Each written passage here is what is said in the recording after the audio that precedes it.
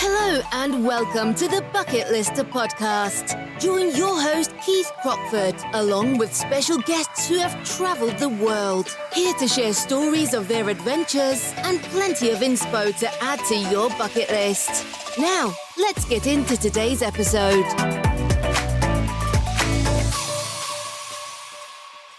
Hello, everyone, and welcome to this episode of the Bucket Lister podcast. I am your host, Keith Crockford, and today we're back chatting with a previous guest, and that's Lindsey Allen. Hello, Lindsey. Hello, Keith. Nice to have you back on. Nice to be back. Well, so I've titled this episode Trekker into Diver. And the reason why it's titled that is because last week, Lindsey was away with me learning to scuba dive in Gozo. And Lindsey's done quite a lot of trips with us so far. And the majority of those have been trekking trips. And you've done Kilimanjaro, Everest Base Camp, Salkantay Trek, Toubkal. So what was it, Lindsey, that suddenly made you switch to think, I'm going to book a learn to scuba dive trip now? Since I've started doing these trips, I keep looking at all the different ones and I just want to keep doing something different. And when we went off, we did the Chile and Easter Island trip. You bent my ear about diving and I thought, well, I'll give it a go. And I went on. It wasn't just me. Like Dawn was on that trip as well. Yeah. It wasn't just me.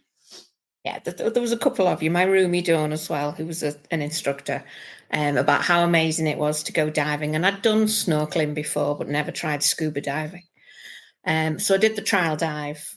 And while I enjoyed it, it was a bit like being led around like a dog on a lead under the water, sort of having your face sort of shoved up against things and sort of being shown around under the water.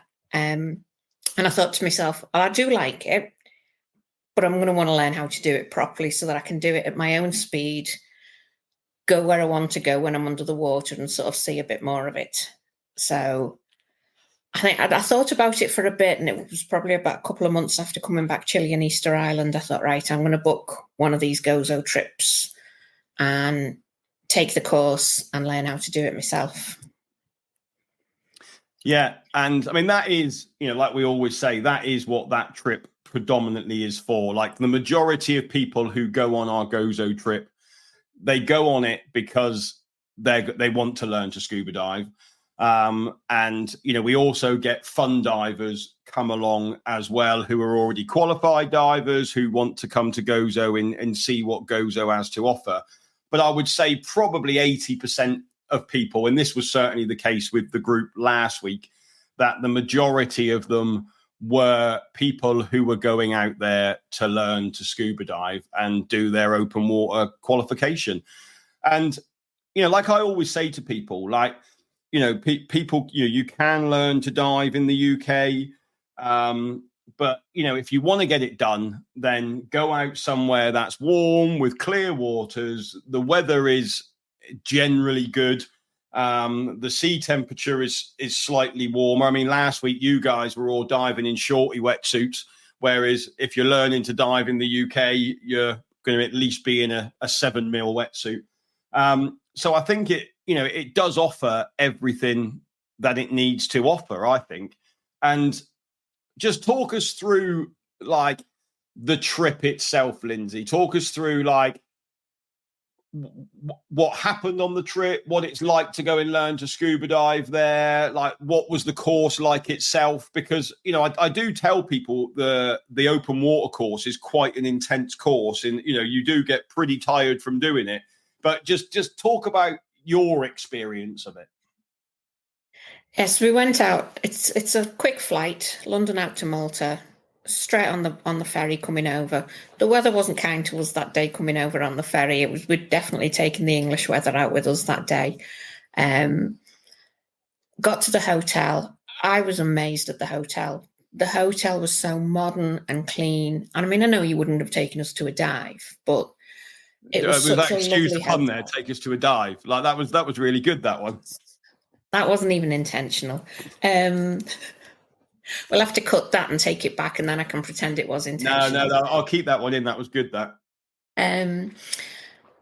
But yeah, and all the staff were really friendly. Obviously, you go out really often and that, and they know you, but the staff were all really friendly to us all. An amazing sort of 5th floor bar that we found there. There's a rooftop area, but we didn't find that the first day because it was shut because of the weather. But yeah, Mimosa Monday was very much appreciated after sort of travelling out there on the 5th floor bar. Then the second day that you're there, we sort of had a free day to ourselves. So we sort of explored the bit of an island a bit. It was a small group of us went out. So we jumped a couple of taxis across the island, got to the other side of the island in about 20 minutes, saw some of the sights, did the touristy thing, went to the Citadel, saw some salt pans, came back and had a few more drinks in the hotel. And then we got measured up. We went down and sort of met the staff in the dive centre. And again, as the hotel sort of really impressed me, the dive centre was just as good, which is down in the basement under the hotel. Everything, again, so clean. Everything was new. Everything was sort of well looked after. They kitted us out, got us sized up for all our gear, ready to start the next day. The next day we went down, we did a little bit in the classroom. We met the 2 instructors, Nana and Dan. Such amazing patience of the saints. And I think they needed it with me on the first day. First day wasn't too bad. In the morning, we sort of went out. We had to do a quick swim, 200-meter swim, 10 minutes of treading water just to prove that we weren't going to sort of drown after being left on our own for a minute. A bit of snorkeling. That all went well for everybody. And then we were back into sort of the shallow bit of the bay, just put all the gear on, going down to the bottom. Everybody was fine, except for me. For some reason, I was freaking out. Just couldn't do it. But I say the patience of Nana and Dan, because we had the 2 instructors, we could split the group up a bit. And she just calmed me right down, more or less told me I needed to put my big knickers on and just go and do it. I'd already done the trial dive in Chile. I'd been under the water before. It was just something in my head was stopping me from going down that day. But the others went down. They were doing some of the skills we had to do. Thankfully, I couldn't see them doing them. And I just I was floating around on the top and sort of trying to get my breathing sorted and that. And then we finished for the afternoon. Day 2, I listened to Nana's advice, put my big girl knickers on, and I was like, right, I'm going to catch up with them today. So again, we split into the 2 groups. Dan stayed in the shallows with me, and we started to do the skills. And I don't know, something just flipped in my head, and I got down, and I sort of on the bottom, I was doing all the skills. And when you say it's hard, it is so mentally tough doing these skills. And you know that they're telling you to do them because you need to understand what you're to do without panicking when things go wrong when you're under the water. And somebody says to you things like, oh, you're going to take your mask off. Oh, you're going to purposely flood your mask. Oh, you're going to take the breather out your mouth. I'm a risk assessor by trade. And to put yourself at this risk just in my head messed with my head something terrible. And with the other ladies in the group as well. I think it's fair to say we all struggled.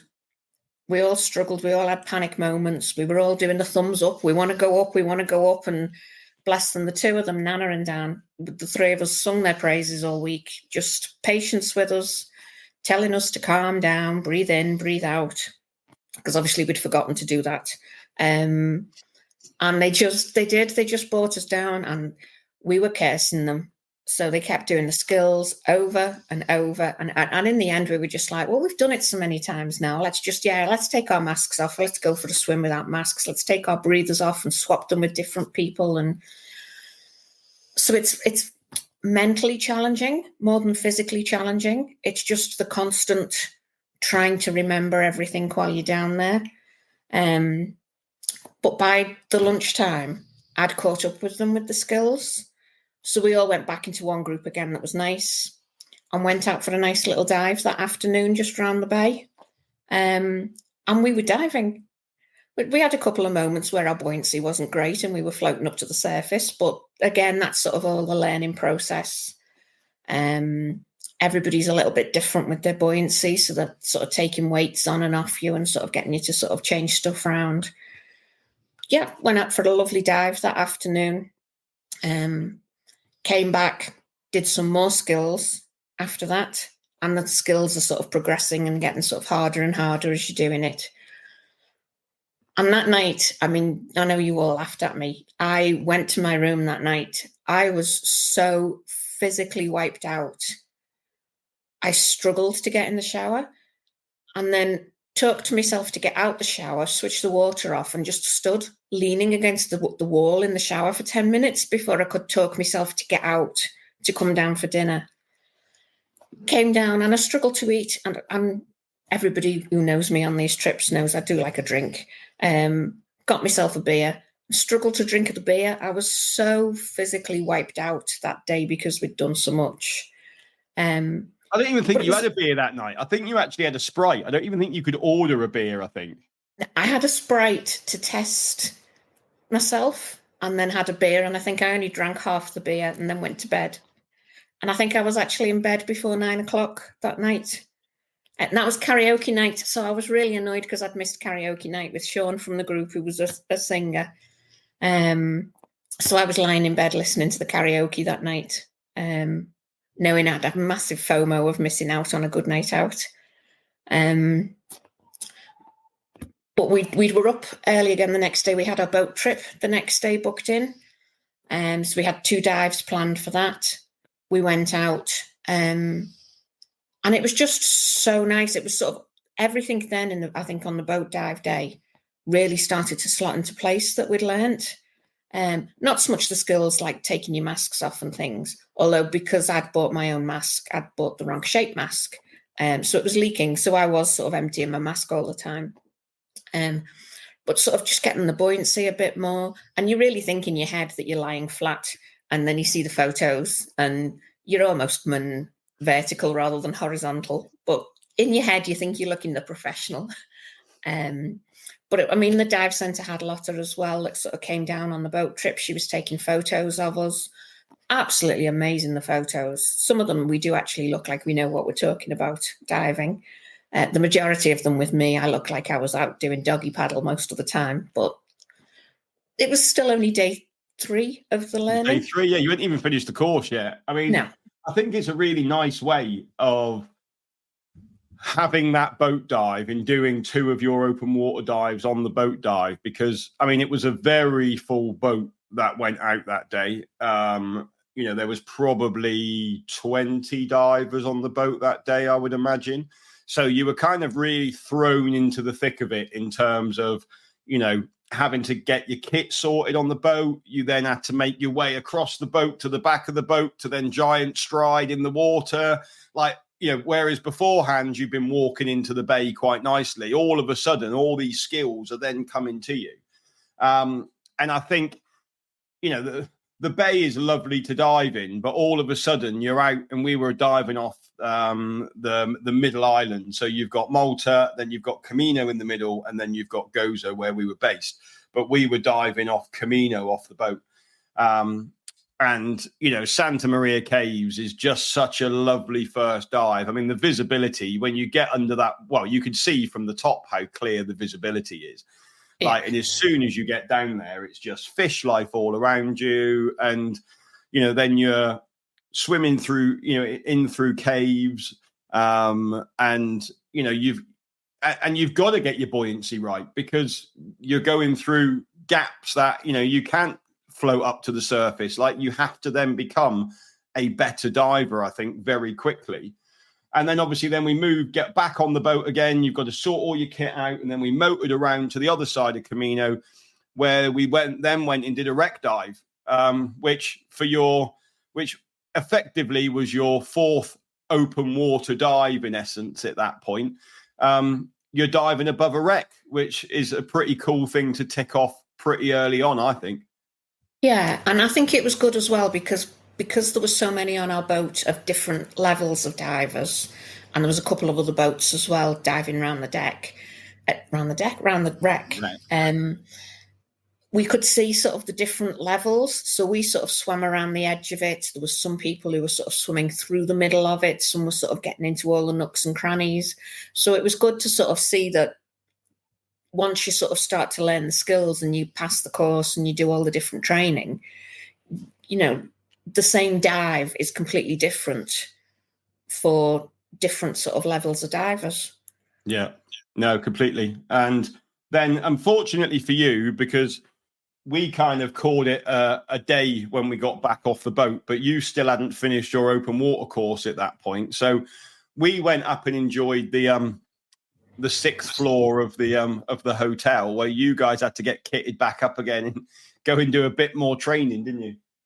Yeah, so we went back into the bay again for our 3rd dive of the day, and I think even on I think the first dive that we did off the boat, we were still doing some skills on the bottom, sort of at the lower depths. But yeah, we still had the last couple of skills we needed to tick off, and we went out and did a sort of dive out in the bay as well, going down to about 15, 16 meters in the bay.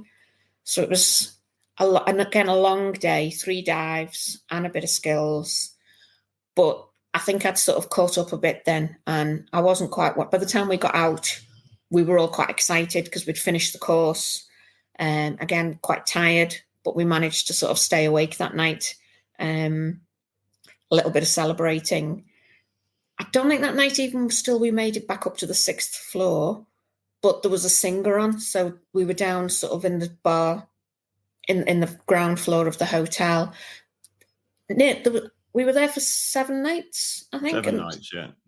4 or 5 nights there was entertainment on, completely different entertainment, and all of them were really good. So yes, we sat down and had a sing-along. I don't think we were supposed to be singing along, but we had to sing along with the guy who was singing.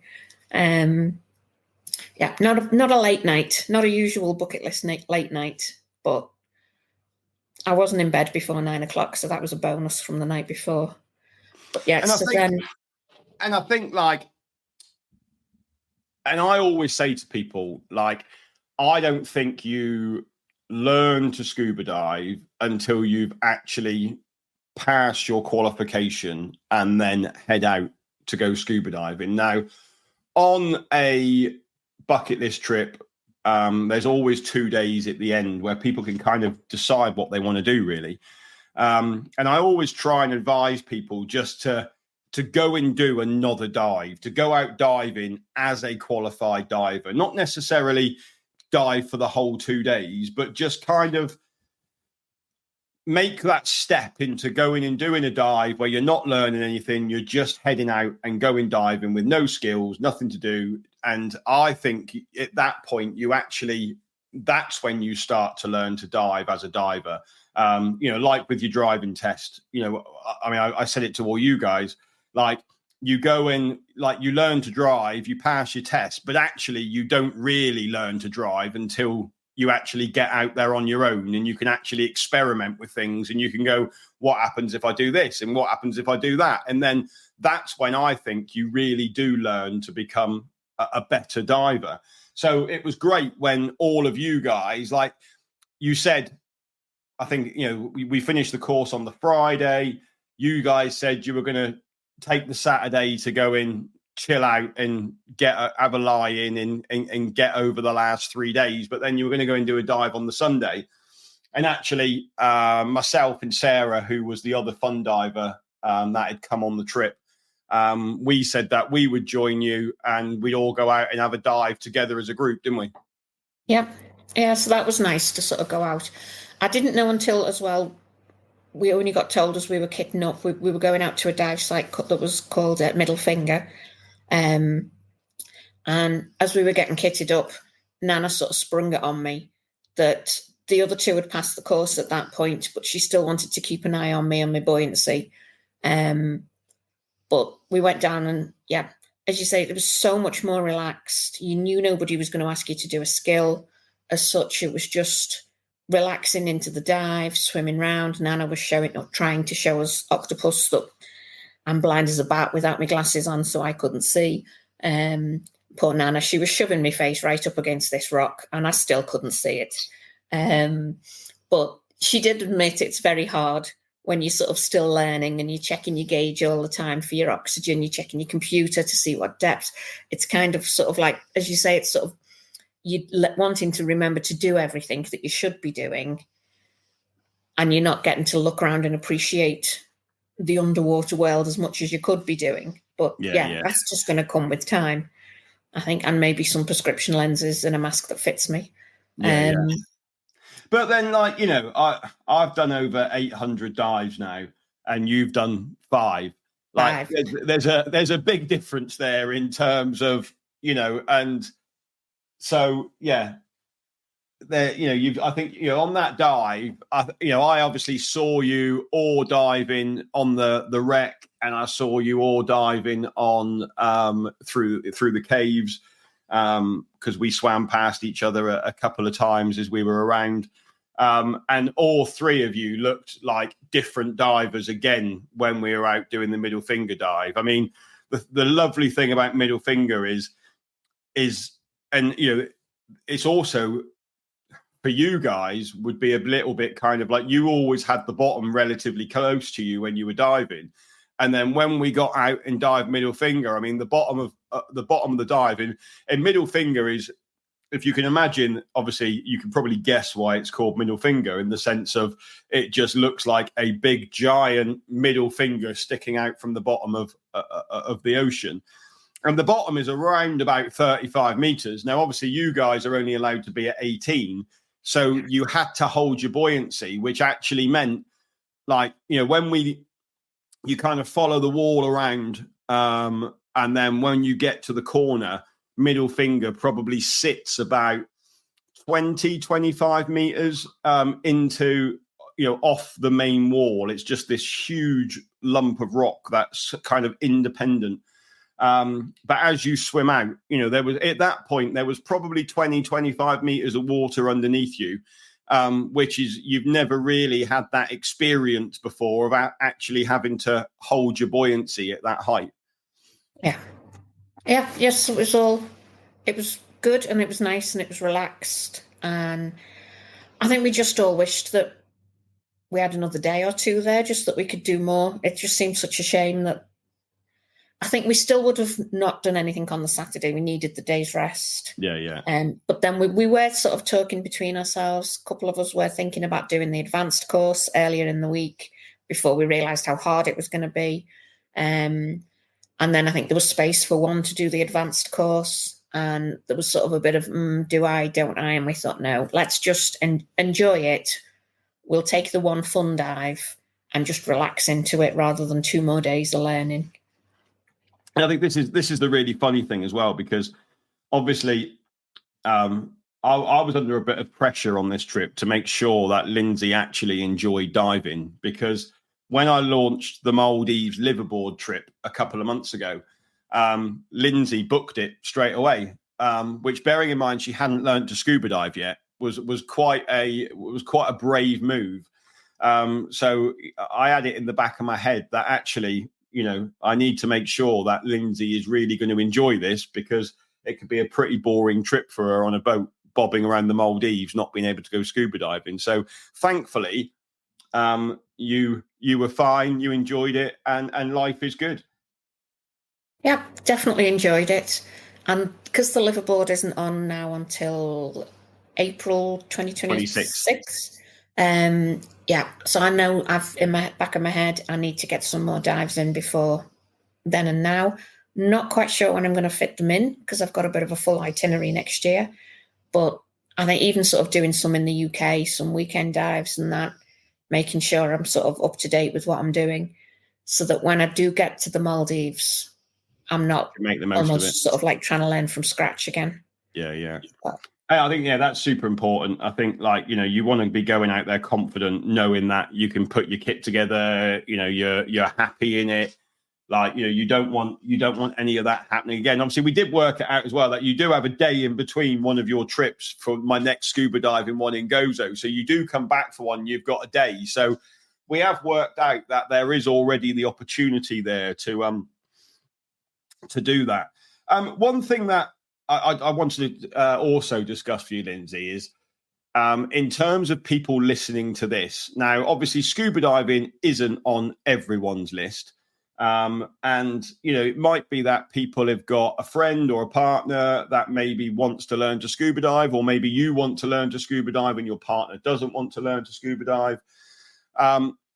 And I think, it's part of our own fault here, really, at the Bucket List Company, because there's this whole thing of expectations, and what we don't want to do is raise the bar really high in terms of saying the hotel is amazing, like this, that, and the other. And people get out there and go, well, no, it's not, because, they're used to kind of staying in Dubai in a 6-star hotel or whatever. But I think in terms of the Gozo trip, the hotel is a 3-star hotel. But I think, you were saying, it's probably got to be the best 3-star hotel you will possibly ever stay in, I would say. Definitely, yeah. Yeah. I mean, you did spoil us on this trip with the nice roomy rooms, because there was only a small group. But I think the only drawback would be if there was, instead of 2 of us sharing the 2 doubles, there'd be 4 of us sharing 2 twins. It would be the bathroom was maybe a little bit small for 4 people. But you're hardly in the hotel. No. And when you are in the hotel, you're not in the room. You're either up on the 6th floor with the lovely pool area, which they've kind of made a little bit Ibiza-esque. And I mean, that was lovely. But then there's the 5th floor bar, and then there's the ground floor bar, and there's the restaurant on the ground floor, and there's the entertainment of an evening. And just every member of staff in there was so friendly and so helpful. They just couldn't do enough for us. And would you say that there is enough there to do if somebody's going out and learning to dive for 3 days? So say a couple go out, the husband wants to go diving, but the wife doesn't. Is there enough there for the wife to do in Gozo to keep them occupied for the 3 days, do you think? Yeah, definitely. So unfortunately, we had a couple of people who didn't do the diving course, and you could still go snorkeling if you wanted to. The beach, I want to say beach in inverted commas, at Schlendy Bay. Apologies if I've not pronounced that. I'm awful with the Maltese names. Wasn't really a beach. It was a couple of pebbles on the way in, but there was a massive swim lane. So if you just do swimming, or we went for a couple of walks. One of the ladies in the group did a lot of walks. I think she walked one day over 20 miles around the place, and it's sort of all rugged and hilly. So if you're normally a trekker, there's plenty of sort of routes and that you can do. She went to Malta for the day. She did a day trip to Malta, yeah. Took the fast ferry to Malta for the day. So yes, there's lots. It is only a small island. There are a couple of lovely touristy spots on it. So Schlendy Bay at the weekend, all the locals go there. It's so nice. There's all different restaurants down at the front. Victoria we went to twice, which is like the main hub of the island. St. George's Square there was absolutely beautiful. There's the Citadel, and plenty of little cafes and that to sit and watch the world go by. For the 3 days. I think one of the biggest surprises for people when they go to Gozo is just actually how good the food is and the quality of the restaurants. That the restaurant in the hotel was really good, but then you walk literally 50 meters down the road and you're right on the front, and the restaurants down there and the food in the evenings is just so nice. And I mean, we ate it out as a group most nights, didn't we? Yeah. Yeah, and it was so reasonable as well for what we were having. I think we were spending sort of 25, 30 euros most nights for 1-2 courses and a couple of drinks. Yeah. The quality and the amount of food that we were on it, the portion sizes were ridiculously huge. And you just wouldn't get that on a night out in the UK. So who do you think then should book themselves onto the scuba diving trip to Gozo? Everyone. It's a lovely little island. Apart from the mishap with the weather as we were going over the first day travelling, it was wall-to-wall sunshine. If you're a trekker, you can go and sort of hike the island. if you're a snorkeler, you can tag along with everybody that's doing some of the scuba stuff and go to sort of the same places if they're going out on a dive. I will definitely be going back as maybe not next year because can't fit it in. And I don't think my mum would be too pleased if I came back and she's dog minding and I was like, I'm back. Oh no, next day I'm off again. Just maybe not go back then. Maybe just tell her that you're away for a bit longer and she won't realise. That's the other option. She might realise if she listens to this now. Oh yeah, true. But yeah, I think there's something for such a small island. There's something on the island for everybody to keep them busy, and it's only a week, and it's a couple of hours flight from the UK, so a nice bit of sun. Yeah, and what would you say to anyone that is thinking of learning to scuba dive? Like, obviously, it's something that you've thought about doing. What's your advice to them? Because it's not easy, is it? Like, it is challenging, but what would your advice be to them? Just look into it online, and don't be frightened by the skills. The skills will become second nature to you. It doesn't feel normal. I mean, we sat at the bottom one day and they wanted us to feel like what it feels like for the oxygen to run out, so they switched your tank off on you. That freaked me out for about 6 hours that they were going to do this to us. And then they did it and we were like, oh, was that it? Because the minute you tell them you can't breathe, they switch it back on again.